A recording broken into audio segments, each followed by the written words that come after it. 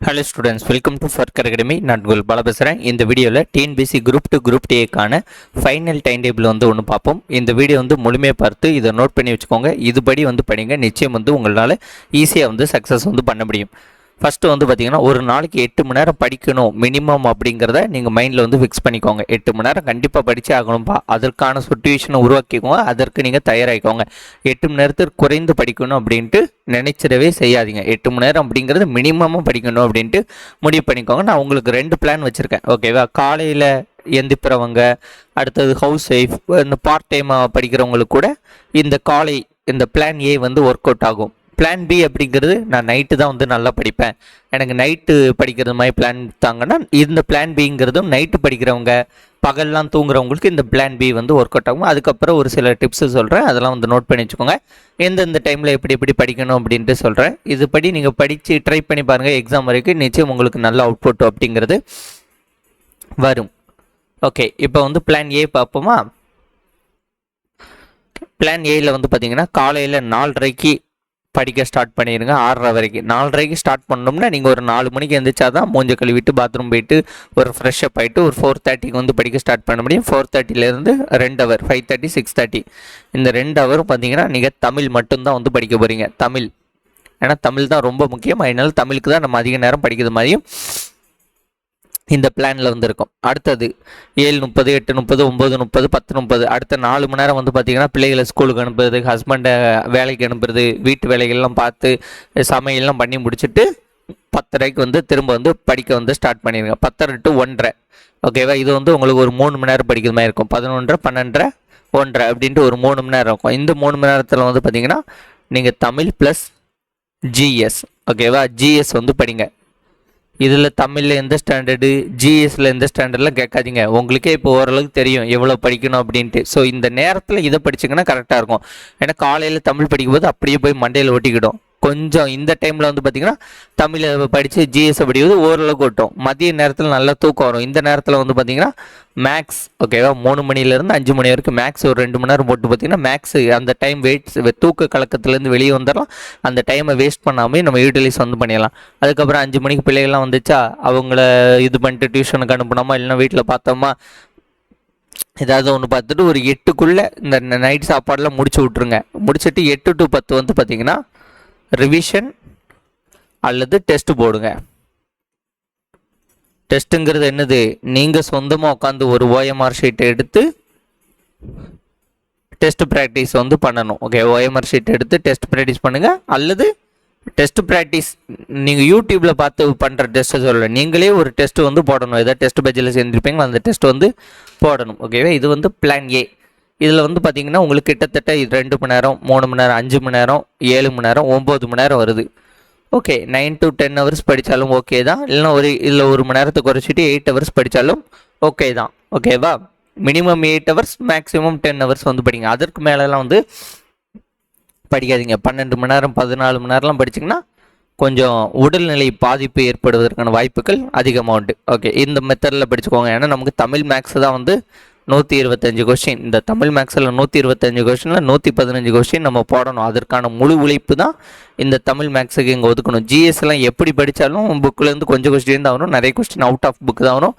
அதில் ஒரு 30 கொஸ்டின் நம்ம போட்டாலே அது ஒரு பெரிய விஷயம் தான். அப்போ 115, 30 எவ்வளோ? 145 கொஸ்டின் ஸோ தெரியாத கொஸ்டின் தான் மீதி எவ்வளோ இருக்குது. இதில் இந்த 10 விடுங்க, இதில் 30 போட்டிங்கன்னா 45 கொஸ்டின் தெரியாத கொஸ்டின் இருக்கலாம். அந்த 45 கொஸ்டினில் ஒரு 10-15 கொஸ்டின் போட மாட்டிங்களா, ப்ரிலிம்ஸ் பாஸ். ஓகேவா? இவ்வளோ தான் ஸ்ட்ராட்டஜி. நான் நைட்டு நல்லா படிப்பேன், பகல்லலாம் தூங்கிடுவேன், என்ன மாதிரியான ஆட்களுக்கு இந்த பிளான் ஒர்க் அவுட் ஆகும்.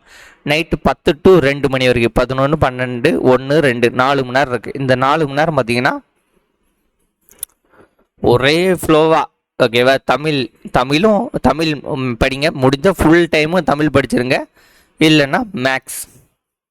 ஓகே, இது ஃபுல்லாகவே நீங்கள் தமிழ் படிச்சிடலாம். ஏன்னா நைட் டைமில் உங்களுக்கு தூக்கம் வருது மாதிரி இருந்தால், எப்படி தூக்கம் வரும்? நைட்டு படிக்கிறவங்களுக்கு தூக்கம் வராது மேக்ஸிமம். ஸோ மேக்ஸை சேர்த்துக்கோங்க. மதிய டைமில் பார்த்தீங்கன்னா ஜிஎஸ் ஃபஸ்ட்டு ப்ரியாரிட்டி. அதற்கப்புறம் உங்களுக்கு போர் அடிக்க போதில் மேக்ஸ் பார்த்துக்கோங்க. ஓகேவா? இந்த ஈவினிங் டைமில் ஆஸ் யூஷுவல் ரிவிஷன், அல்லது டெஸ்ட்டு அப்படின்ட்டு போட்டு வந்து பாருங்கள். இந்த மாதிரி இதில் வந்து பார்த்திங்கன்னா 4 மணி நேரம், 8 மணி நேரம், 10 மணி நேரம், ஒரு 10 மணி நேரம் கிடைக்கும். இந்த 10 மணி நேரத்தை நீங்கள் யூட்டிலைஸ் பண்ணும்போது உங்களுக்கு நல்ல பெனிஃபிட்ஸ் வந்து கண்டிப்பாக வந்து இருக்கும். நீங்கள் தமிழில் வந்து 4 மணி நேரம் படிக்கிறீங்கன்னா அழகாக நிறைய படிக்கலாம். ஒரே ஃப்ளோவில் விறு விறு விறு விறு விறு விறுன்று படித்தாலாம் யார் டிஸ்டர்பன்ஸும் இருக்காது. ஓகேவா? அதுக்கப்புறம் வந்து பார்த்திங்கன்னா உங்களுக்கு லைட்டாக தூக்குறது மாதிரி இருக்குது, போர் அடிக்குதுன்னா மேக்ஸ் எடுங்க. மதிய நேரத்தில் மேக்ஸையும் ஜிஎஸ்சியும் வந்து கலந்து படிங்க. அடுத்தது இது வந்து ரிவிஷன்லேருந்து டெஸ்ட் போடுவதற்கு இந்த நேரத்தை வந்து யூட்டிலைஸ் வந்து பண்ணிக்கோங்க. இது ஓகேவா? இது பிளான் ஏ, பிளான் பி அப்படின்ட்டு 2 வந்து சொல்லியிருக்கேன். இதை வந்து ட்ரை பண்ணி பாருங்கள். இன்னும் ஒரு சில டிப்ஸ் அண்டு ட்ரிக்ஸ் வந்து சொல்கிறேன், அதையும் வந்து மனசில் வந்து ஞாபகம் வச்சுக்கோங்க. இது போக உங்களுக்கு எக்ஸ்ட்ரா டைம் கிடைச்சாதான் நீங்கள் யூடியூப்பை பார்த்து படிக்க வேண்டும். ஓகேவா? சும்மா யூடியூப்பில் உட்காந்துக்கிட்டு எதாட்டு வீடியோ பார்த்துக்கிட்டு படிச்சுக்கிட்டு அப்படியே நேரத்தை ஓட்டிக்கிட்டு இருக்கக்கூடாது. இந்த யூடியூப் ஸ்டடி அப்படிங்கிறத கரெக்டாக யூட்டிலைஸ் பண்ணால் ஒர்க் அவுட் ஆகும். இல்லைன்னா நீங்கள் எவ்வளோ யூடியூப்பில் வீடியோ பார்த்துக்கிட்டு இருந்தாலும் மறுநாள் காலையில் அதுலேருந்து ஒரு பிரயோஜனம் இருக்காது. ஒரு யூடியூப் பார்க்குறோமோ அதுலேருந்து ஒரு note making short note making என்ன இதில் சொல்ல வராங்க அப்படிங்கிறத தெரிஞ்சிருக்கணும். இல்லைன்னா அதை பார்த்துட்டு நம்ம உடனே வந்து புக்கை வச்சு படிக்கணும். இன்றைக்கி வீடியோ பார்த்துட்டு நாளைக்கு போய் புக்கை பார்த்து படிச்சிங்கன்னு நினச்சிக்கோங்களேன், இன்றைக்கி பார்த்த வீடியோ நாளைக்கு ஒன்றுமே ஞாபகம் இருக்காது. ஸோ அதனால் கொஞ்சம் கவனமாக வந்து இதில் செயல்படணும். ஒன்று ஒரு வீடியோ பார்க்குறோமா அதில் என்ன சொல்லியிருக்காங்க நோட் மேக்கிங் எழுத வச்சுக்கணும். இல்லையா அதை பார்த்துட்டு டக்குன்னு புக்கை பார்க்கணும். இல்லைனா அதை பார்த்துக்கிட்டு இருக்கும்போது புக்கிலையும் லைட்டாக பார்க்கணும். ஸோ ஏதாவது ஒரு ஸ்ட்ராட்டஜி ஒர்க் அவுட் பண்ணணும். இன்றைக்கி வீடியோ பார்த்துட்டு நாளைக்கு போய் நீங்கள் படிச்சிங்கன்னு நினச்சிக்கோங்களேன், அது வந்து ஒர்க் அவுட்டு ஆகாது. அதேமாதிரி யூடியூப் லைவ் டெஸ்ட் ஒரு 4 மணி நேரம் யூடியூப்பில் போடக்கூடிய எல்லா லைவ் டெஸ்ட்டையும் பார்த்துக்கிட்டு சார் நான் 4 மணி நேரம் படித்தேன் அப்படின்னு சொல்லுவதுதான் வந்து வேஸ்ட்டு. நீங்கள் சொந்தமாக படிக்க வேண்டும். ஓகேவா? புக்கை வச்சுட்டு நீங்கள் எவ்வளோ நேரம் படிக்கிறீங்க, நீங்கள் எவ்வளோ நேரம் உங்களுக்கு ஒதுக்குறீங்கிறதா முக்கியம். அது போக டைமில் தான் இதெல்லாம் பண்ணணும். நான் 4 மணி நேரம் வந்து யூடியூப்பில் டெஸ்ட் போட்டு பார்த்தேன், ஒரு 2 மணி நேரம் யூடியூப்பில் வந்து ஸ்டடி வீடியோ பார்த்தா ஒரு 2 மணி நேரம் நானே உட்காந்து படித்தேன்னா 2 மணி நேரம் படித்தாலும் டிஎன்பிஎஸ்சியில் பாஸே ஆக முடியாதுங்கிறத நீங்கள் புரிஞ்சுக்கணும். ஏன்னா நிறைய புது ஸ்டூடெண்ட்ஸ் வந்து எப்படின்னு நினைப்பாங்கன்னா யூடியூப்பில் போடக்கூடிய லைவ் டெஸ்ட் பார்த்தாலே பாஸ் பண்ணிடலாம் அப்படின்னு நினைப்பாங்க. அது அப்படிலாம் பாஸ் பண்ணது உலகத்தில் ஒரு ஆள் கிடையாது. நம்ம யூடியூப் வீடியோவை சும்மா பார்த்துக்கிட்டே போனாலும் பாஸ் பண்ணிடலாம் நினைப்பாங்க. அப்படியும் யாரும் கிடையாது. அதுலேருந்து நோட் மேக்கிங் பண்ண தெரிஞ்சிருக்கணும். அதை பார்த்துட்டு டக்குன்னு புக்கை பார்த்து படிக்க தெரிஞ்சிருக்கணும். இல்லைனா அது ஓடிக்கிட்டு இருக்க போது புக்கில் நமக்கு ரீட் பண்ண தெரிஞ்சிருக்கணும். இந்த மாதிரி விஷயங்கள் பண்ணுறவங்க தான் சக்ஸஸ் பண்ணுவாங்க. மற்றபடி நம்ம சும்மா உட்காந்துக்கிட்டு யூடியூபையும் புக்கையும் ஒன்றா வச்சுக்கிட்டுலாம் இது பண்ணால் சரிப்பட்டு வராது. ஓகேவா? ஒரு சிலர் சொல்லியிருக்காங்க, எனக்கு நிறைய பேர் சொல்லியிருக்காங்க 4 மணி நேரம் யூடியூப்பில் லைவ் டெஸ்ட்டு பார்த்தேன், 2 மணி நேரம் யூடியூப் ஸ்டடி யூடியூப்பில் பற்றி படித்தேன், அடுத்தது ஒரு 2 மணி நேரம் வந்து நான் தனியாக புக்கை வச்சு படித்தேன்னா 2 மணி நேரம் தான் நீங்கள் புக்கை வச்சு படிச்சிருக்கீங்க. 2 மணி நேரம் புக்கை வச்சு படித்தாலும் டிஎன்பிஎஸ்சியில் பாஸ் பண்ண முடியுமா? கண்டிப்பாக முடியாது. அடுத்த சோசியல் மீடியாவை இந்த கடைசி டைமில் முற்றிலும் வந்து அவாய்ட் பண்ணிடுங்க. வாட்ஸ்அப்பு, இன்ஸ்டாகிராமு, ஷேர் சேட்டு, யூடியூப்பு முடிந்த அளவுக்கு அவாய்ட் பண்ணிடுங்க. முடிந்த அளவுக்கு மொபைல் ஃபோனையே அவாய்ட் பண்ணிடுங்க. ஓகேவா? அதேமாதிரி தினமும் இரவு வந்து நான் உங்களுக்கு 8 to 10 மணி நேரம் வரைக்கும் படிங்கன்னு சொல்லியிருக்கேன்னா இதில் எவ்வளோ நேரம் உங்களால் படிஞ்சிருக்க முடியும்? ஒரு 5 மணி நேரம் ஒரு நாளை படிச்சிருக்கீங்கன்னா அதை ரைட் பண்ணுங்கள். அதை ரைட் பண்ணும்போது ஐயோ 5 மணி நேரம் தான் படிச்சிருக்கோம், நம்ம 8 மணி நேரம் படிக்கணும்னு நினச்சோமா, 10 மணி நேரம் படிக்கணும்னு நினச்சோமா அப்படின்ட்டு உங்களுக்கு மனசு உறுத்தும். நீங்கள் அடுத்த நாள் நல்லா வந்து படிப்பீங்க. நீங்கள் 5 மணி நேரம் படித்தது எழுதலைன்னு நினச்சிக்கோங்களேன், நீங்கள் 5 மணி நேரம் படித்தது பெரிய சாதனை நினச்சிட்டு உங்களுக்கு சாட்டிஸ்ஃபை ஆகிரும். அதுக்கப்புறம் மறுநாள் வந்து பார்த்திங்கன்னா அந்த 5 மணி நேரம் 4 மணி நேரம் ஆகும், 3 மணி நேரம் ஆகும், 2 மணி நேரம் ஆகும்.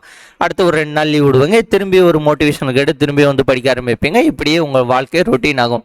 ஸோ டெய்லியும் வந்து எவ்வளோ நேரம் படித்தோம், என்னெல்லாம் படித்தோம் அப்படிங்கிறத ரைட் பண்ண பழகுங்க, கற்றுக்கோங்க. இதுதான் வந்து ரொம்ப முக்கியமான விஷயம்.